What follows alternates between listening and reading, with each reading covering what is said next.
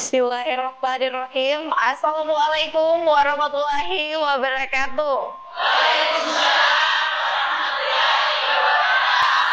Masya Allah, Alhamdulillah pada hari ini masih diberikan kesehatan, kesempatan kita semua, saya dan juga pastinya ibu-ibu majelis taklim yang senantiasa terus semangat di bulan yang penuh berkah ini untuk sama-sama kita mencari ilmu, sama-sama kita ingin mengetahui banyak kebaikan yang bisa kita dapatkan pada kesempatan kali ini. Dan tentu juga pemirsa Sultra TV di rumah, apa kabar? Bagaimana puasanya hari ini? Semoga tetap semangat hingga menjelang buka puasa ya. Dan saya pastinya tidak sendiri pemirsa, ibu-ibu. Mungkin sudah bisa lihat di samping saya sudah ada Bapak Ustadz kita yang kayaknya tidak bosan-bosan ini untuk memberikan sama-sama materi kajiannya, sehingga kita akhirnya tahu lagi ternyata di bulan suci Ramadan itu banyak hal yang bisa kita lakukan untuk meraih keberkahan Allah Subhanahu wa taala. Nah, salah satunya yakni tema kita yang akan kita bahas hari ini, yakni bagaimana ciri-ciri orang-orang yang meraih keutamaan malam Lailatul Qadar. Karena malam Lailatul Qadar ini adalah luar biasanya hanya ada di bulan suci Ramadan, dan tentu pahala yang bisa kita dapatkan itu sangat-sangat berlipat ganda. Oleh karena itu, mungkin langsung saja saya persilakan kepada Bapak Ustadz Abdul Ghaffar. Senang sekali loh ketemu lagi, Pak. Sehat ya? Sehat, alhamdulillah. Oke, silakan langsung saja Pak Ustadz. Oke, kasih banyak. Bismillahirrahmanirrahim. Assalamualaikum warahmatullahi wabarakatuh. Alhamdulillahi Rabbil Alamin. Wassalatu wassalamu ala asyrafil anbiya wal mursalin Sayyidina Muhammadin wa ala alihi wa sahbihi ajma'in, amma ba'd. Pemirsa Sultra TV dimanapun Anda berada, ibu-ibu BKMT dari Kendari Barat dan Poatu, ya, dalam acara kita Syiar Majelis Ta'lim Ramadan. Alhamdulillah pada sore hari ini kita duduk-duduk sejenak meluangkan waktu, karena ini bagian dari kita mencari ilmu. Ada sabda Nabi yang berbunyi, at-ta'allumu sa'atan khairum minal ibadati tiwalal lail. Belajar 1 jam, mendengarkan kajian 1 jam, itu lebih baik daripada sholat sunnah sepanjang malam. Ya, tiwalal lail, sepanjang malam. Kenapa? Karena ada orang beribadah tanpa ilmu itu jauh lebih berbahaya daripada orang yang tidak beribadah. Karena kalau beribadah tanpa ilmu bisa tersesat. Oleh karena itu, kenapa kita terus mengadakan kajian-kajian dan berterima kasih kepada Sultra TV yang telah memfasilitasi kita ini. Karena ini bagian dari kajian. Nah, salah satu yang perlu kita kaji dalam bulan suci Ramadan itu, pasti yang kita cari namanya Lailatul Qadar. Saya tidak bilang malam Lailatul Qadar, karena malam itu Laila. Laila itu artinya malam. Jadi kalau bilang malam Lailatul Qadar berarti malam-malam Qadar. Bahasa Arab Lailatul itu bahasa Indonesianya malam. Nah, pertanyaannya apa itu Lailatul Qadar? Kan itu dulu. Karena selama ini ada orang menganggap Lailatul Qadar itu dalam bentuk fisik. Turun di rumahnya, ya, ketemu di mana. Yang di kepalanya itu membayangkan Lailatul Qadar itu seperti malaikat. Padahal sesungguhnya Lailatul Qadar itu adalah malam di mana Allah memberikan keistimewaan di dalamnya. Dan itu banyak sekali keistimewaan. Rezeki diberikan, ketentuan ajal, dan berbagai macam ketetapan-ketetapan Allah ditaruh di dalam Lailatul Qadar itu. Jadi jangan dibayangkan Lailatul Qadar itu adalah makhluk fisik, bukan. Lailatul Qadar itu artinya malam ketetapan. Kalau diartikan bahasa Indonesia, Lailatul Qadar itu artinya malam ketetapan Allah. Nah, kenapa kok jadi istimewa? Karena itu tadi Allah memberikan keistimewaan memang di situ. Dan itu hanya ada pada bulan suci Ramadan. Apa dasarnya? Al-Quran. Karena Allah berfirman dalam surah Al-Fajr, ibu-ibu pasti hafal surah Apa ya? Surah apa namanya? Inna anzalnahu. Nah, itu surah apa namanya, Bu? Surah Al-Qadar. Inna anzalnahu fi lailatul qadar. Sesungguhnya kami turunkan Al-Quran pada malam Qadar. Lailatul Qadar. Jadi Al-Quran pertama kali turun itu Lailatul Qadar. Itu. Tadi karena kenapa kok diturunkan Lailatul Qadar? Karena itu adalah malam yang istimewa. Sementara Al-Quran adalah sesuatu yang istimewa. Pasti diturunkan di waktu yang istimewa. Nah, kemudian orang bertanya, apa itu Lailatul Qadar? Allah jelaskan lagi. Lailatul Qadri khairun min alfi syahrin. Bahwa Lailatul Qadar itu lebih baik daripada 1000 bulan. Kebayang, Bu, kalau kita hitung-hitung itu 1000 bulan itu kurang lebih 80 tahun. Ya. Mungkin usia kita tidak sampai. Kenapa menjadi istimewa? Kebayang kalau ada orang sholat pada Lailatul Qadar, maka pahalanya sama dengan 80 tahun. Bahkan lebih baik. Artinya kita sholat sepanjang hidup kita 60 tahun, masih lebih baik itu satu kali sholat Lailatul Qadar itu. Tapi jangan sampai, mohon maaf, ada orang karena pernah sholat Lailatul Qadar tidak mau sholat. Karena bilang, saya sudah dapat Lailatul Qadar. Itu pahalanya. Ya, bukan kewajibannya, bukan. Jadi Lailatul Qadri khairun minat Lailatul Qadri khairun min alfi syahrin. Lebih baik dari 1000 bulan. Nah, kenapa di situ kok lebih baik dari 1000 bulan? Karena di situ tanazzalul malaikatu warruhu fiha biizni rabbihim min kulli amrin salamun hiya hatta matla'il fajar. Artinya di malam Qadar itu atau Lailatul Qadar malaikat turun. Itu kenapa istimewa? Malaikat turun, ruh yang dimaksud di situ malaikat Jibril. Malaikat Jibril juga turun dan itu menyampaikan salam sama orang yang ibadah. Salamun, salamun. Kebayang kalau malaikat yang memberi salam sama kita. Betapa luar biasanya orang yang mendapatkan Lailatul Qadar. Karena malaikat mengatakan salamun. Makanya di situ dibilang salamun. Sampai kapan malaikat berdoa salam sama kita ini semua yang beribadah? Hatta matla'il fajar. Sampai terbit fajar. Itulah kenapa istimewa. Nah, karena itulah Lailatul Qadar tidak pernah ditaruh di awal Ramadan. Karena pasti ibu-ibu semangat semua sholat kalau masih awal-awal. Masjid sekarang masih penuh-penuh. Tapi kalau sudah 10 malam terakhir, mulai kurang. Kenapa? Godaannya sudah mulai banyak. Banyak mall terbuka, baju baru tergantung sini kiri kanan. Menggoda kita untuk belanja. Karena kalau belanja siang, lapar karena puasa. Paling enak itu belanja malam. Jadinya enggak terlalu. Akhirnya dia lupa pada Lailatul Qadar. Makanya sebenarnya Lailatul Qadar itu sengaja Allah letakkan di 10 terakhir itu. Sampai Rasulullah bersabda, taharru Lailatul Qadri fil ashril awakhir min Ramadan. Carilah Lailatul Qadar itu pada 10 malam terakhir.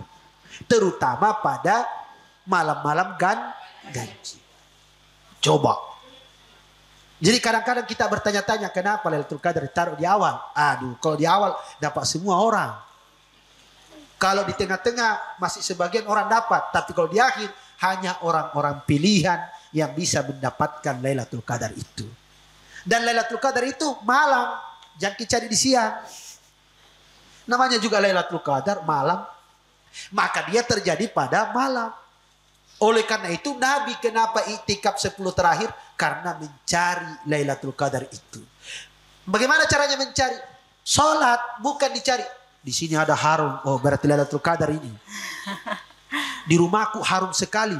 Turun Lailatul Qadar di rumah saya. Tidak begitu. Memang ada kadang-kadang muncul harum. Itu hanya sebagian orang yang bisa merasakan itu.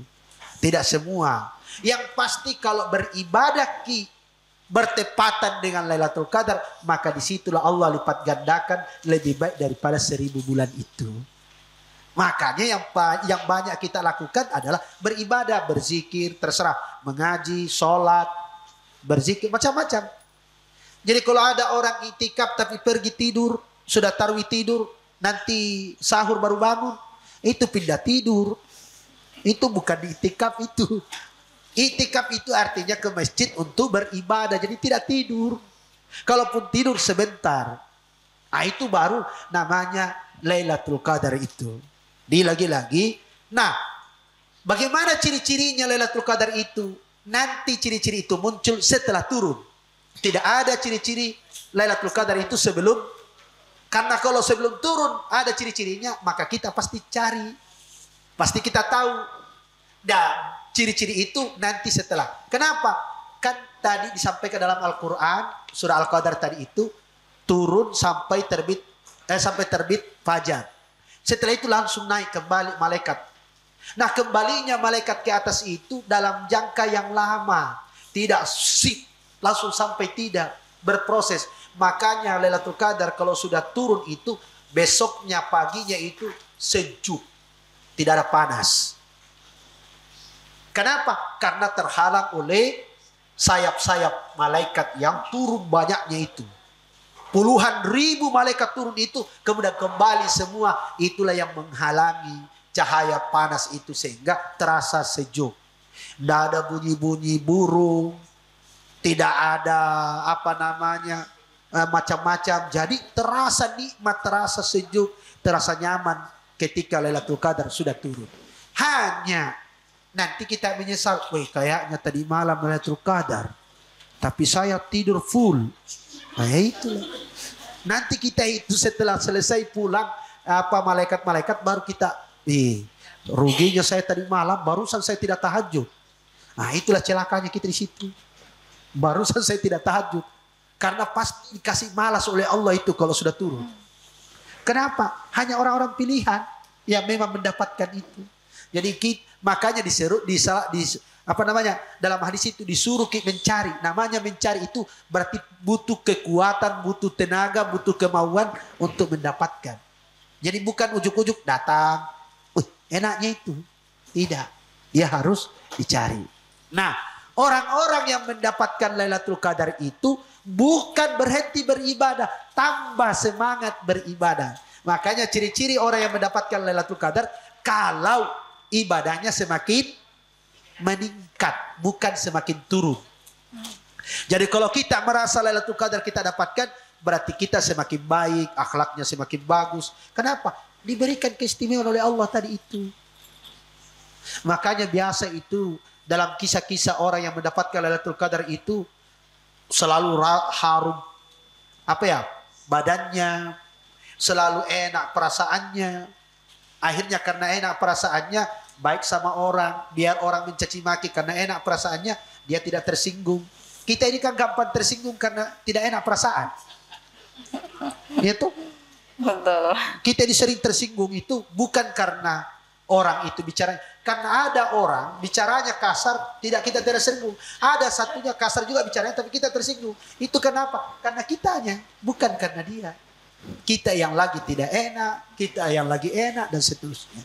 Jadi orang yang mendapatkan Lailatul Qadar itu sesungguhnya diberikan kenikmatan oleh Allah sehingga memiliki akhlak yang bagus, kemudian ibadahnya meningkat.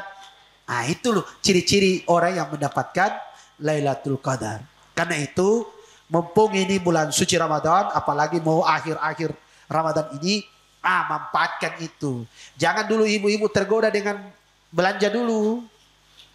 Kadang-kadang kita ini pagi capek buat kue, buat persiapan lebaran, akhirnya malam ngorok, tidak bangun-bangun.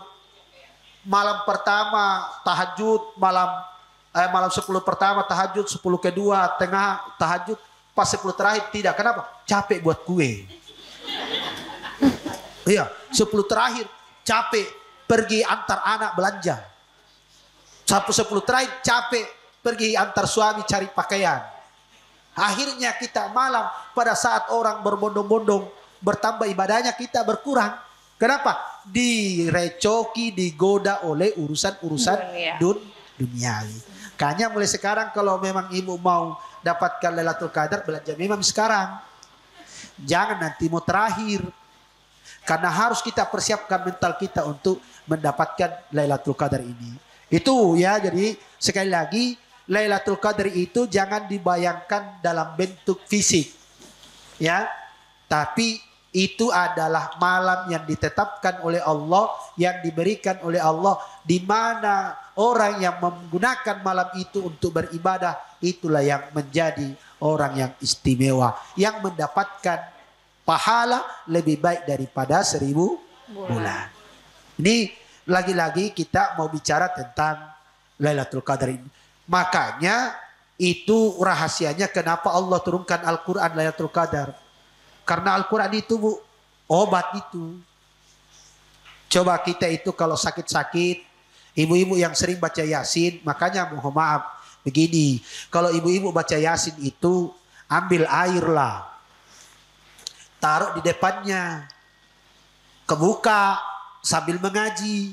Jadi setelah selesai kita mengaji tiup, baru minumkan sama anak kita. Apalagi kalau anak kita ada yang mohon maaf dalam tanda petik susah mendengar, disuruh ke kanan ke kiri, disuruh lurus bengkok. Nah, anak-anak begini. Jadi caranya kenapa? Itu berkahnya Lailatul Qadar itu, karena Al-Quran diturunkan di Lailatul Qadar. Makanya Al-Quran itu dibilang syifa'un, obat. Al-Quran itu syifa, obat. Makanya kalau baca ke Al-Quran, misalnya saya tidak lancar, tidak mungkin khatamkan Al-Quran.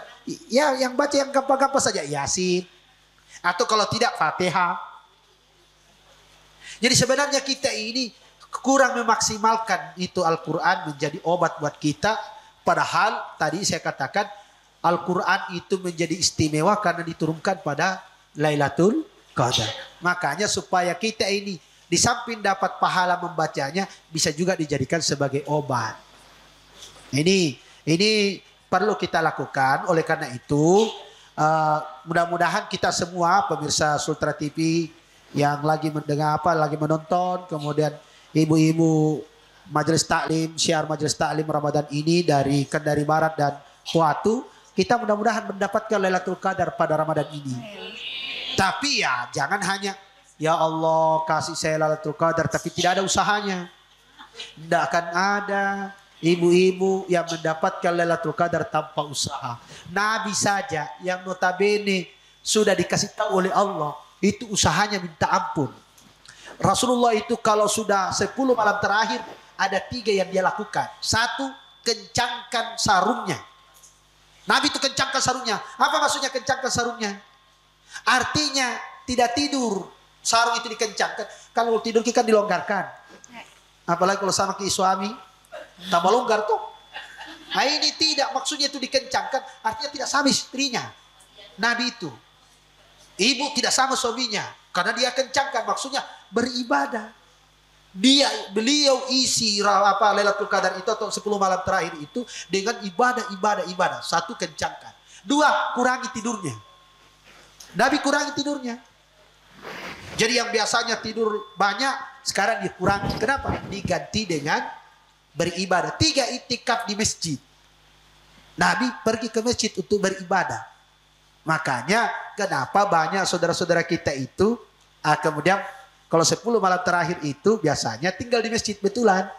Artinya bawa itu yang kayak kelambu cukup 1 orang. Dia situ tidur ala kadarnya, kemudian bangun tahajud, bangun mengaji dan seterusnya. Dia tetap tidur tapi lebih banyak dipakai untuk ibadah. Apa tujuannya itu semua? Lailatul Qadar. Betapa luar biasanya usaha yang harus dikeluarkan untuk mendapatkan Lailatul Qadar. Karena orang yang mendapatkan Lailatul Qadar pasti diberikan kelebihan, keistimewaan oleh Allah Subhanahu wa ta'ala. Itu barangkali pembahasan kita terkait dengan Lailatul Qadar. Barangkali kalau ada yang mau ditanyakan, silahkan monggo pada presenter untuk memandu kita. Terima kasih. Siap, makasih Ustadz. Masya Allah. Jadi ternyata banyak keutamaan ya di malam Lailatul Qadar. Maksudnya karena tadi malam dan Laila itu sama sebenarnya artinya. Jadi yang benar adalah di Lailatul Qadar. Nah, jadi buat ibu-ibu semua yang ada di studio sini pasti sudah punya pertanyaannya masing-masing. Tapi sebelum itu saya mau dengar semangatnya dulu. Syiar Majelis Taklim Ramadan. Kendari aman, nyaman, dan bahagia. Masya Allah.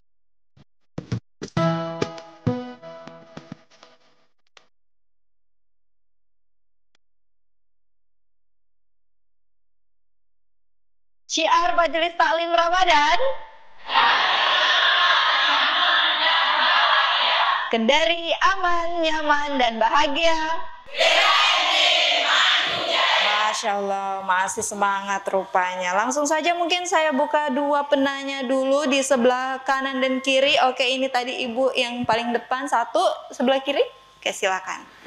Silakan, mungkin bisa dibantu nanti minta mohon sampaikan pertanyaannya singkat, padat, dan jelas, dan juga menyebutkan nama. Oke, karena ini kayaknya ibu-ibu ini sudah mulai banyak pertanyaan. Silakan ibu.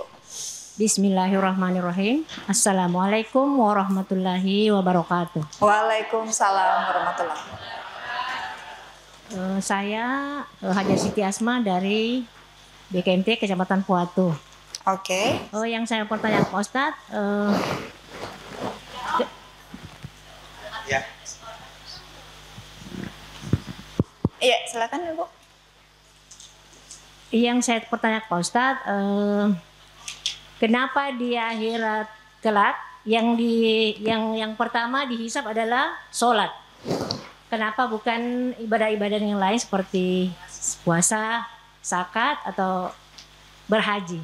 Oke. Terus yang kedua, saya pertanyaan Pak Ustadz, apa perbedaan sholat duha dan sholat suruk? Terima kasih. Sholat apa ibu? Mohon. Suruk. Ya. Oke. Terima kasih. Wassalamualaikum warahmatullahi wabarakatuh. Waalaikumsalam. Kita tampung dulu pertanyaannya. Mohon dibantu nanti.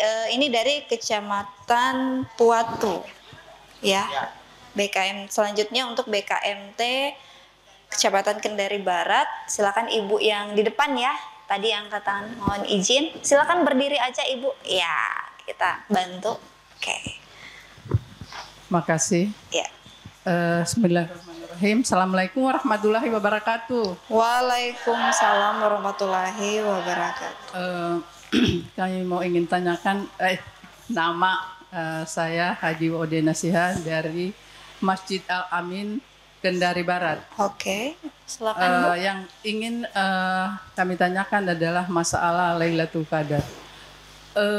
Yang pertama adalah, adakah antara waktu jam berapa? Kalau kita tadi sudah tahu bahwa sampai fajar. Dari jam berapa sampai fajarnya itu kira-kira dari jam berapa itu Pak? Terus mungkin masih ada satu Lailatul Qadar itu diturunkan kepada orang-orang yang baik atau orang-orang yang beriman. Apakah bisa kita setiap tahun kita dapatkan Lailatul Qadar atau hanya satu kali? Sekian. Wassalamualaikum warahmatullahi wabarakatuh. Waalaikumsalam. Masya Allah, luar biasa ya. Jadi pertanyaannya tadi ada 4 ini totalnya ya. Tapi tidak apa-apa lah Pak Ustadz. Nah mungkin langsung saja dijawab yang pertanyaan pertama dari BKMT Kecamatan Puatu. Kok hisab yang pertama itu memang adalah sholat? Kenapa bukan ibadah yang lain? Iya, ini gimana Pak Ustadz? Oke, ini makasih banyak Bu, luar biasa pertanyaannya. Kenapa sholat yang pertama kali diperiksa, dihisab? Itu kan ada hadisnya memang. Awwalu ma yuhasabu bihil abdu yawmal qiyamati as-salatu. Fa in saluhat saluhat sairu amali, wa in fasadat fasada sairu amali. Amal yang pertama kali diperiksa di hari kiamat adalah sholat. Kalau sholatnya bagus, maka ibadah yang lain beres. Kalau ibadah sholatnya tidak beres, sudah tak usah periksa yang lain. Ya itu kasarnya begitu. Nah, kenapa kok sholat jadi istimewa? Gini. Sholat itu adalah hubungan kita dengan Tuhan. Hubungan kita dengan Allah itu sholat. Itulah kenapa ibu-ibu awali sholatnya dengan takbir. Kenapa kok diawali dengan takbir? Allahu Akbar. Artinya kita sadar ini kan sering kita ini manusia sombong. Belagu. Apalagi kalau ada memasnya banyak. Pasang semua di situ. Ya. Jadi kelihatan sama orang. Ini palsu ini. Ya enggak mas. Jadi kadang-kadang kita sombong dengan materi, sombong dengan ilmu, sombong dengan jabatan, macam-macam. Maka ketika kita sholat itu, pertama yang kita lakukan mengakui dulu bahwa kita tidak ada apa-apanya. Allah yang maha besar, berarti kita kecil. Allahu Akbar. Bahkan tidak hanya sekedar mengatakan Allahu Akbar, kita angkat tangan sebagai simbol pasrah. Makanya kalau ibu-ibu ada orang ditangkap polisi, tidak pernah disuruh angkat kaki itu, angkat tangan. Artinya angkat tangan itu tidak melawan. Kan makanya itu orang kalau ditangkap polisi langsung angkat tangan. Artinya dia bentuknya pasrah, tidak melawan. Itu dulu simbolnya. Artinya Allah itu mengajari kita melalui sholat itu. Makanya kenapa sholat 5 waktu? Karena kita seringkali muncul sifat-sifat takabur itu. Lawan takabur itu kan dari takbir. Ya, dan takabur itu menyombongkan diri, sementara takbir membesarkan Allah. Jadi kita ini kecil. Nah, itulah kenapa kemudian sholat menjadi istimewa. Awalnya saja sudah merendahkan diri kita, membesarkan Allah. Yang kedua, ketika kita sujud, kan yang sering sombong ini kan kepala kita ini, Bu. Adakah orang yang sombongkan kakinya? Tidak ada. Sombongkan betisnya? Jarang. Tangannya? Jarang. Tapi kalau yang di muka, semuanya bisa disombongkan. Alis? Bisa. Sampai tanam alis? Sulam alis? Betul. Iya toh? Bibir? Bisa. Bisa. Sampai ada orang operasi bibir? Iya kan? Gigi bisa sampai pasang kawat gigi. Gigi kelinci. Gigi kelinci, gigi macam-macam lah. Mata ada, bulu mata ada. Sampai kalau tidak bagus bulu matanya, tambahin bulu matanya. Mata apa namanya? Extension ya. Bulu Coba. mata palsu. Kenapa? Karena ini yang dibanggakan semua di sini. Oleh karena itu ketika sujud ditaruh di bawah paling rendah, bahkan lebih rendah dari kaki. Makanya kalau orang sujud itu, Bu, kakinya pasti terangkat. Kecuali mungkin ibu-ibu dari barat dan Kuatu kalau sujud tidak terangkat kakinya. Tapi biasanya terangkat itu. Adakah yang rapat kakinya kalau rapat semua? Tidak mungkin, pasti terangkat. Artinya kaki yang biasa dibawa sekarang tinggi, lebih tinggi daripada muka. Makanya ada hadis Nabi mengatakan, akrabu ma yakunul abdu min rabbihi wa huwa sajidun. Kedekatan manusia dengan Tuhan yang paling dekat saat sujud. Fa'aksiru bid-du'a, maka perbanyak doa. Makanya itu, Bu, kalau sujud terakhir Ki, salat sendiri, kasih lama-lama Ki sujud. Berdoa Ki di situ, minta apa yang kita mau minta kepada Allah Subhanahu. Tapi kalau salat berjamaah, jangan nanti imamnya sudah lama binai, kita masih di bawah. Tidak begitu. Kenapa? Kalau berjamaah wajib ikut imam. Tidak boleh kita lama sendiri. Nah itu bedanya. Nah itu kenapa? Yang ketiga, satu-satunya ibadah yang diterima langsung oleh Rasulullah cuma sholat. Tidak ada ibadah yang diterima langsung oleh Rasulullah dari Allah kecuali sholat. Puasa melalui malaikat Jibril, zakat malaikat Jibril, kemudian haji malaikat Jibril. Sholat tidak, dipanggil Rasulullah menghadap Allah dengan peristiwa Isra Mi'raj. Mi'raj itu kan naik untuk menerima perintah. Isra itu dari Masjidil Haram ke Masjidil Aqsa. Itu Isra namanya. Masih berjalan di dunia. Tapi Mi'raj itu naik. Menghadap ke Sidratil Muntaha. Menghadap kepada Allah untuk menerima perintah. Apa? Allah memberikan langsung perintah salat itu membuktikan bahwa salat itu istimewa. Ya. Tidak mungkin diterima langsung oleh Rasulullah kalau tidak istimewa. Sampai diundang sendiri Nabi untuk menerimanya. Tidak melalui pelantara. Yang keempat, satu-satunya ibadah yang tidak bisa ditinggalkan. Kalau sholat puasa tidak bisa puasa sekarang, jangan puasa. Sakit misalnya, tidak wajib puasa. Nanti ganti di hari yang lain. Sholat tidak ada istilah. Mau sakit, mau apa, tetap sholat. Bahkan sampai ibu-ibu tidak bisa sholat, disolati. Itu. Iya. Kalau ada ibu-ibu malas sholat, mari kita bantu. Siapa tahu ibu-ibu atau ada pemirsa Sultra TV malas sholat, sini kita bantu. Disolati. Betapa istimewanya itu sholat, tidak bisa ditinggalkan. Jangankan itu di medan perang, masih wajib sholat. Meskipun sholatnya tidak normal. Jadi dia itu kalau sholat perang itu namanya sholat syiddatil khauf. Berkecamuk perang. Jadi dia itu sambil Allahu Akbar, Bismillahirrahmanirrahim, Alhamdulillahirrabbilalamin. Jadi tebas kepalanya orang tapi alhamdulillah rabbil alamin arrahmanir rahim. Itu karena ini dalam medan perang. Tapi kalau dia tidak belum berhadapan-hadapan, nah, maka disebut dengan istilah salat khauf. Tadi itu syiddatil khauf. Kalau salat khauf itu yang berbaris 3. Makmum di belakang, pasukan lagi baru imam. Jadi 2 baris pas makmum. Satunya ketika imam ruku, maka makmum yang di depan ruku. Yang di belakang tidak boleh ruku. Dia menjaga. Itu namanya salat khauf. Jadi dia tidak normal. Dia tidak normal salatnya. Jadi dia Jadi dia bergantian. Jadi pada saat imam sudah naik dengan makmum di depan sudah naik, baru yang di belakang ruku. Itu model sholat dalam perang, tapi belum berkecamuk, masih baru berhadapan-hadapan. Karena kalau sujud semua dibom atau diserang, maka harus ada yang standby. Nah itu modelnya. Bayangkan itu dalam perang saja masih begitu. Wajib sholat. Nah kita ini kadang-kadang pergi di mall dilupa sholat. Iya, apalagi buat kue. Buat kue bulan suci Ramadan, tidak sholat asar. Karena pakai asikan buat kue. Jadi ini kenapa itu sholat itu jadi istimewa. Kira-kira gitu. Okay. Bu Haji ini luar biasa pertanyaannya. Pertanyaan keduanya ini, ini sholat isyraq dengan sholat duha. Ada 2 model ulama berbeda pendapat. Ada yang mengatakan sama itu isyraq dengan duha. Ada ulama mengatakan beda. Isyraq itu saat baru terbit matahari. Tapi jangan pas. Harus lewat 10 menit. Artinya itu ukurannya kalau diukur itu naik matahari. Ukuran 1 tombak. Karena kalau pas terbit itu nanti haram sholat. Kenapa? Seperti menyembah matahari. Kan ada 5 waktu itu haram sholat toh. 1. Setelah sholat asar. Haram. Yang sholat sunnah sudah sholat asar. Saya mau sholat sunnah lagi. Supaya dapat pahala. Bukan pahala kita dapat. Dosa. Itu ya. 1.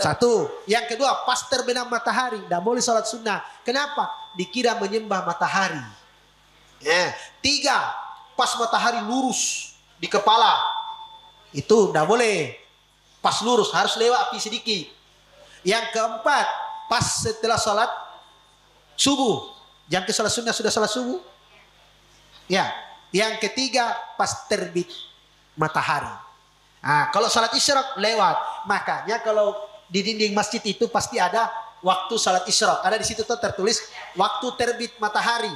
Jam 6 lewat 10. Nanti waktu isyraqnya itu jam 6 lewat 20. Nah itu berjarak sekitar 10 menit dari terbitnya matahari. Itu disebut isyraq. Tidak mesti. Boleh di rumah. Salat isyraq itu tidak mesti di masjid. Hanya ada hadisnya begini. Ya. Siapa yang sholat subuh berjamaah, lalu setelah itu selesai sholat dia tidak tinggalkan tempatnya tapi berzikir kepada Allah Subhanahu wa taala sampai terbit matahari, hatta tatlu asyamsu, sampai terbit matahari, kemudian lewat summa yusalli rakaatain, lalu setelah itu salat 2 rakaat, itulah disebut salat isyraq. Maka pahalanya sama dengan pahala haji dan umroh. Sempurna. Taman. Sempurna. Tapi kan berat tuh. Sudah salat subuh kan gatal nih pantat untuk keluar dari masjid. Mau terus mikir keluar. Sudah bisa selesai nih. Padahal itu tidak boleh keluar. Sampai terbit matahari. Setelah itu lewat 10 menit. Salat sunnah di situ. Dapat pahalanya haji dan umroh. Bukan berarti bisa dipanggil haji. Pahalanya. Pahala haji dan umroh. Itu salat syuruk. Syuruk, isyraq, 2 namanya. Bisa syuruk, bisa. Syuruk itu artinya terbit.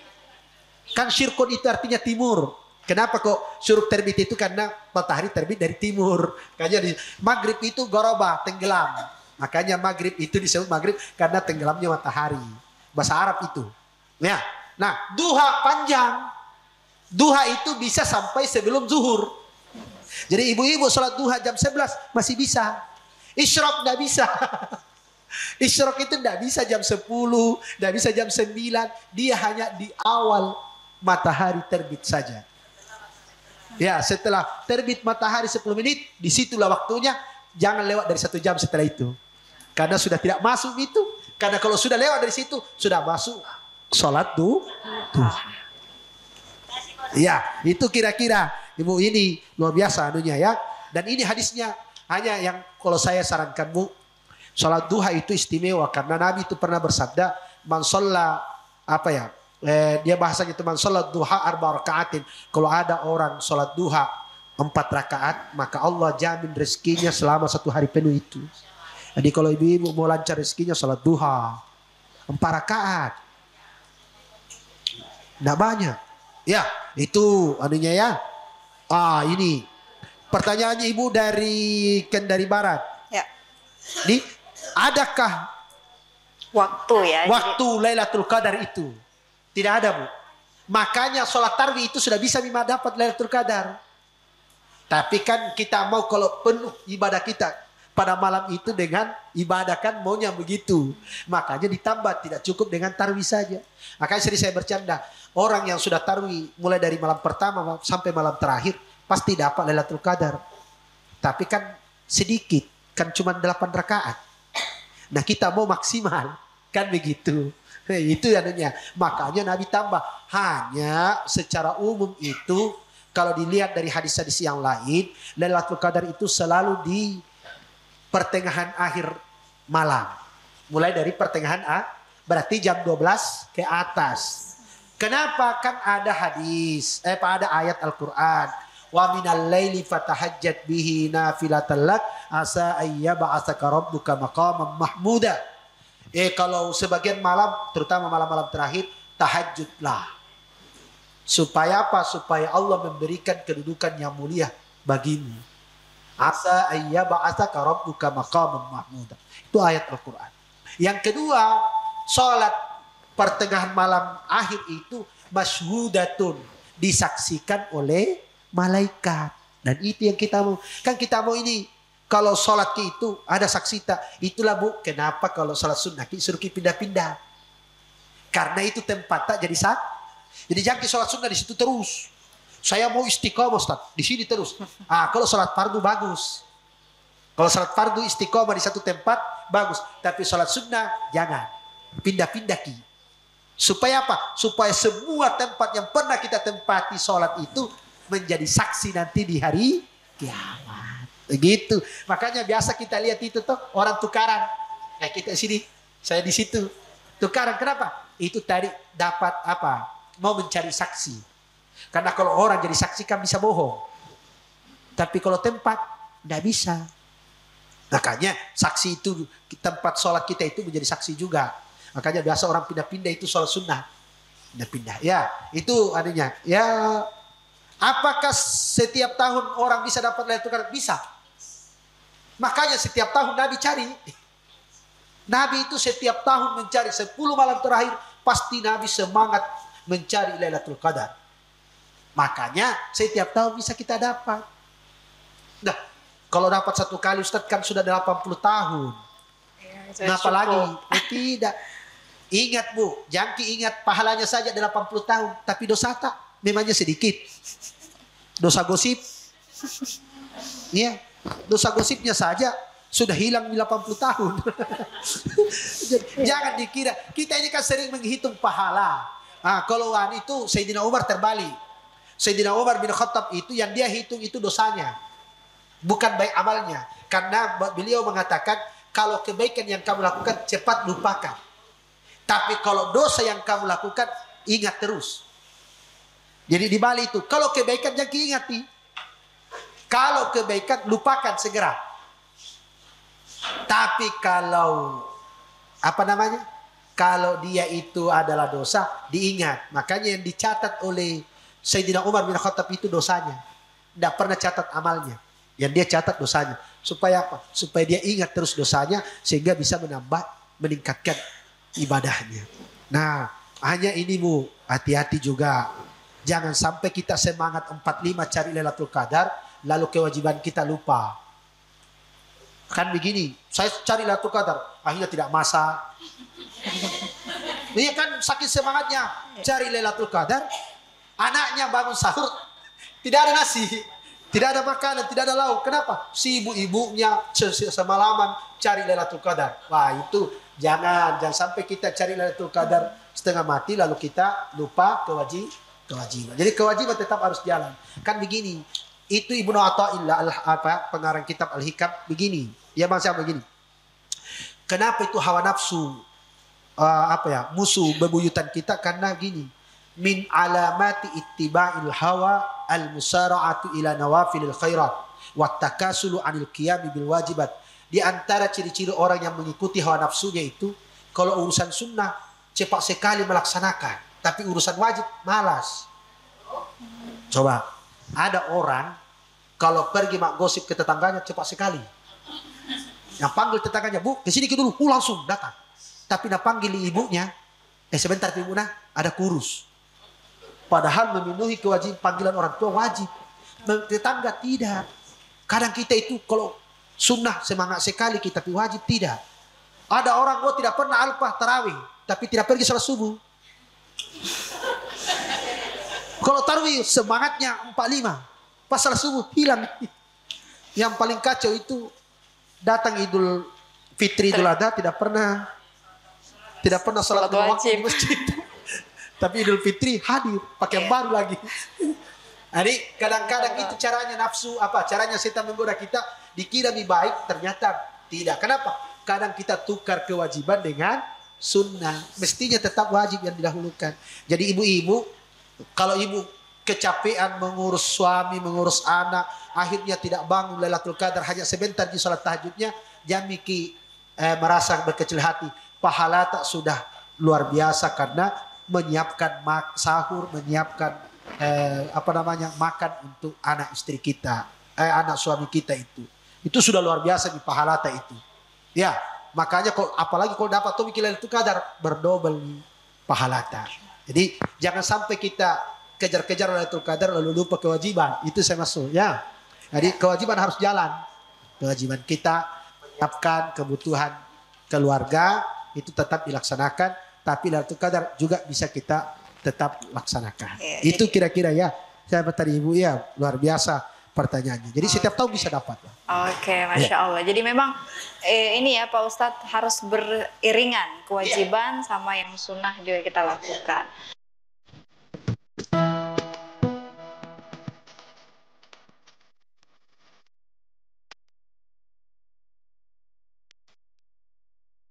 Nah, kita masih membuka pertanyaan lagi. Bisa berapa?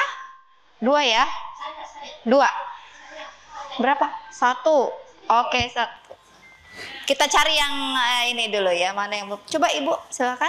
Yang satu-satu pertanyaannya. Oh, gitu. Gimana satu dulu ya?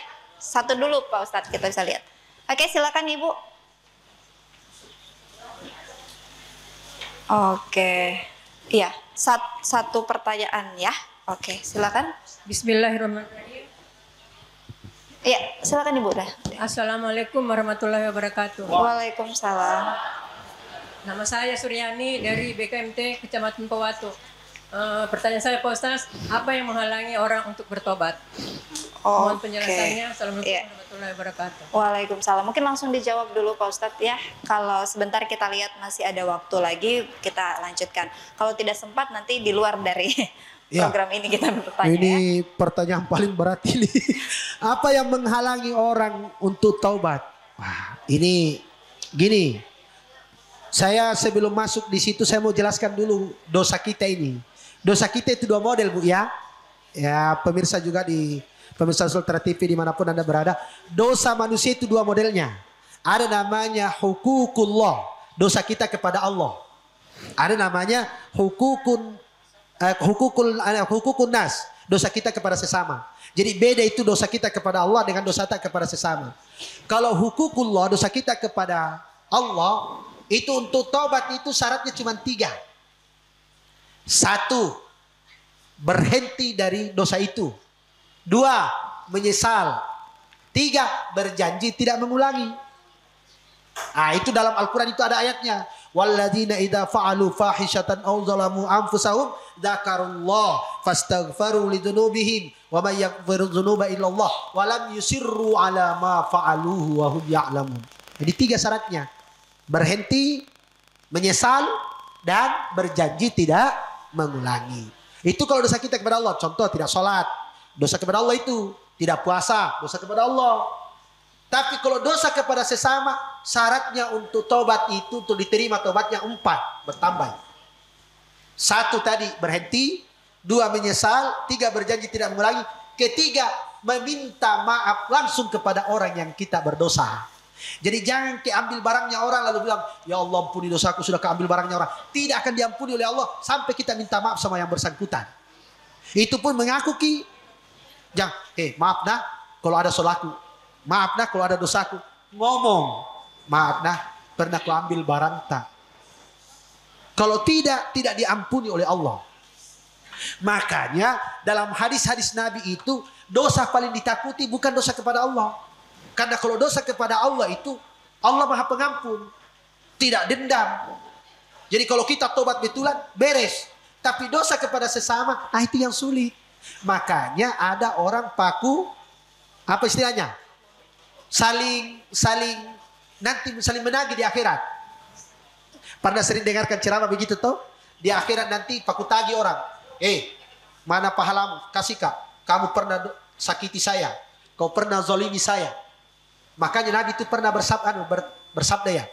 Bertanya kepada sahabatnya. Atadruna manil muflis. Sahabatku. Tahu siapa orang bangkrut? Yang pernah dengar hadis itu? Tahu siapa orang bangkrut? Maka Nabi kemudian sahabat menjawab. Yang bangkrut itu yang pernah banyak hartanya sekarang habis. Oh Nabi bukan itu. Orang bangkrut yang sesungguhnya itu adalah orang yang datang di akhirat nanti bawa pahala sholatnya, puasanya, hajinya, zakatnya, sedekahnya, dan berbagai macam pahala. Tapi banyak orang antri karena banyak orang nasakiti. Pernah orang, pernah ambil barangnya orang, pernah bunuh orang, pernah ini. Maka kemudian datang ini orang. Allah, ini pernah zalimi saya. Oh begitu. Ambil pahala sholatnya. Hilang itu salatnya. Datang lagi, saya pernah dipukul, ambil pahala puasanya. Saya pernah diambil barang, ambil pahala zakatnya. Sampai habis pahalanya masih ada yang antri, maka dosanya yang bersangkutan dikasih ke sini. Itu orang bangkrut yang betulan.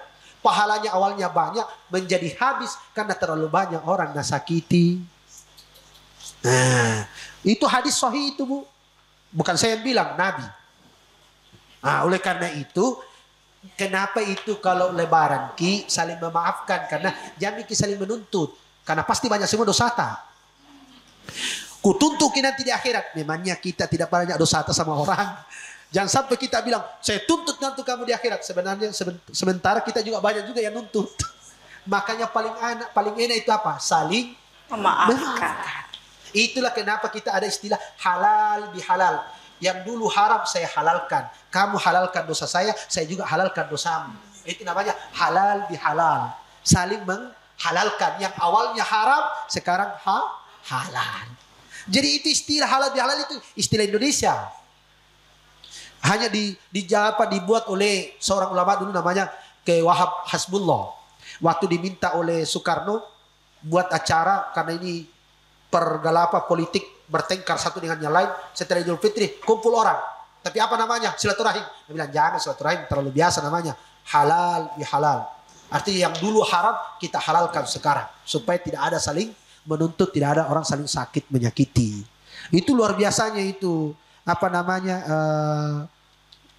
Tobat itu. Jadi jangki anggap remeh itu dosa kepada sesama. Karena itu yang Allah tidak ikut-ikutan. Kamu selesaikan sendiri. Allah itu tidak mau. Jadi jangki bilang, saya sudah tobat berkali-kali kepada Allah. Tapi dosaku kepada sesama tidak diampuni oleh Allah. Karena dosa tak sama orang. Kalau sama Allah beres. Tapi sama orang tidak. Nah sekarang apa yang bisa menghalangi orang? 1, sombong.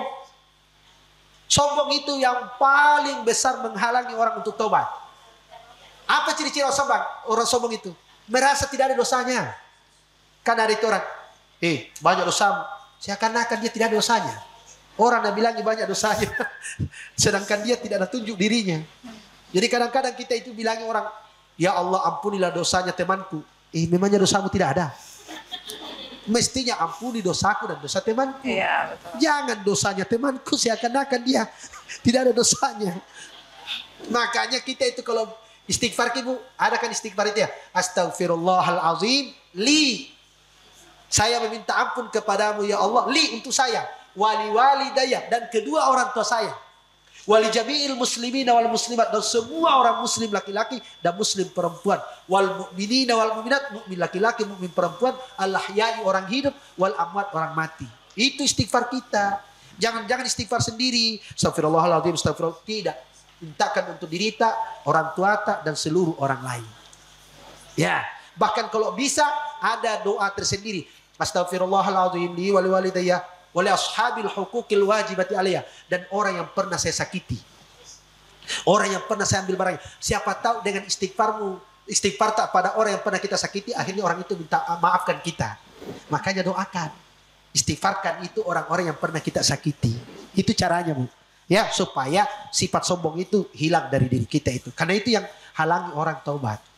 Ya. Yang kedua yang halangi orang taubat, masih ada waktu ya. Yang halangi kita taubat yang kedua adalah apa? Makan makanan haram. Oh, paling susah itu. Kenapa? Karena Nabi bersabda, kullu lahmin nabata min suhtin fannaru aula lahu. Kalau ada daging tumbuh dari barang haram, itu seperti neraka, panas terus. Emosian, sedikit tersinggung. Jadi jangan, maksudnya hati-hati, jangan gampang tersinggung, jangan sampai. Kenapa kayak orang kalau kepanasan itu bagaimana kan? Kan tidak nyaman orang kepanasan itu. Kalau misalnya kita di sini panas, pasti tidak nyaman, gerah, mau cepat keluar, mau ini. Asalnya masuk masjid, mau terus keluar dari masjid, tidak nyaman tinggal di masjid. Nah itu bisa jadi karena makanan, minuman, pakaian dipakai haram. Jadi itulah kenapa Nabi selalu mengingatkan kita, orang itu kalau tidak diterima doanya, jangan langsung salahkan orang lain.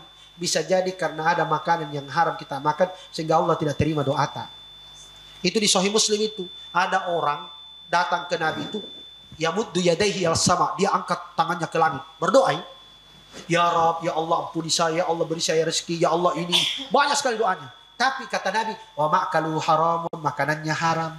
Wa malbasuhu haram, wa masyrabuhu haramun, minumannya haram. Wa malbasuhu haramun, pakaiannya haram. Wa guziya bil harami, dia dibesarkan dengan barang haram. Fa anna yustajabulah, bagaimana caranya Allah mau terima doanya?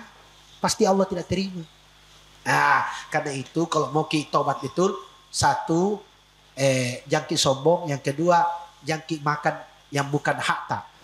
Jangan pakai yang bukan hak kita, jangan minum yang bukan hak kita. Biar sebentar, ini kita gampang-gampang itu sandal.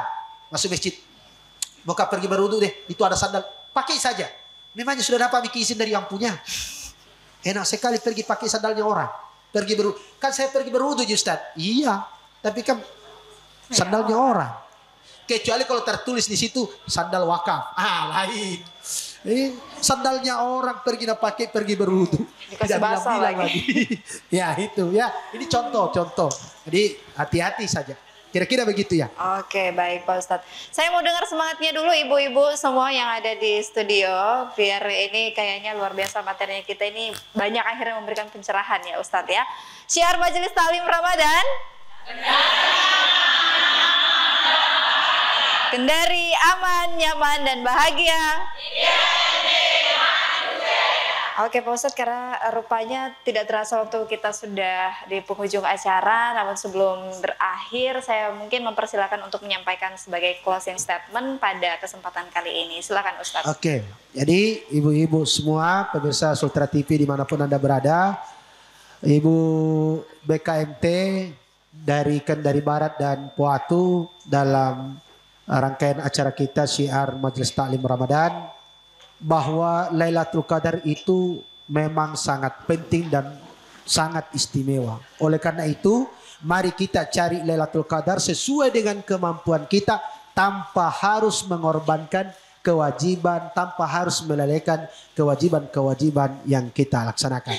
Tapi biar kita tidak mendapatkan Lailatul Qadar, asalkan kita tidak menyakiti orang lain, asal kita tidak menzalimi orang lain, itu sudah lebih dari cukup untuk mengisi bulan suci Ramadan. Apalah artinya kita dapat Lailatul Qadar, tapi di setiap hari kita sakiti orang, setiap hari kita ambil haknya orang, setiap hari kita menzalimi orang, maka nilai-nilai Lailatul Qadar itu bisa saja hilang dan habis ditutupi oleh dosa-dosa kita kepada sesama. Karena itu melalui bulan suci Ramadan ini mari kita betul-betul menjaga kefitrahan supaya ketika kita keluar dari bulan suci Ramadan kita seperti yang disampaikan Nabi, kayaumin waladatuhu ummuhu, seperti anak yang baru saja dilahirkan oleh ibunya. Mudah-mudahan kita semua menjadi manusia-manusia fitrah, menjadi manusia-manusia yang bebas dari berbagai macam dosa, baik dosa kita kepada Allah maupun dosa kita kepada sesama. Terima kasih, mohon maaf atas segala kekurangan. Wabillahi taufiq wal hidayah. Assalamualaikum warahmatullahi wabarakatuh. Waalaikumsalam warahmatullahi. Terima kasih Ustadz, Bapak Ustadz kita Abdul Ghaffar. Terima kasih juga pemirsa di rumah yang sudah menyaksikan kita, dan juga tentu terima kasih untuk ibu-ibu Majelis Talim BKMT Kecamatan Puatu dan Kendari Barat yang sudah hadir. Semoga apa tadi yang disampaikan oleh Bapak Ustadz akhirnya memberi pemahaman untuk kita bahwa di bulan suci Ramadan mari kita isi dengan kegiatan-kegiatan yang positif yang bisa mendatangkan pahala, dan juga kita jauhi hal-hal yang bisa memungkinkan saja kita mendapatkan dosa. Dan akhir kata saya beserta kru yang bertugas pamit undur diri. Wassalamualaikum dan sampai jumpa pada syiar selanjutnya. Allahumma salli ala sayyidina Muhammadin bil qulubi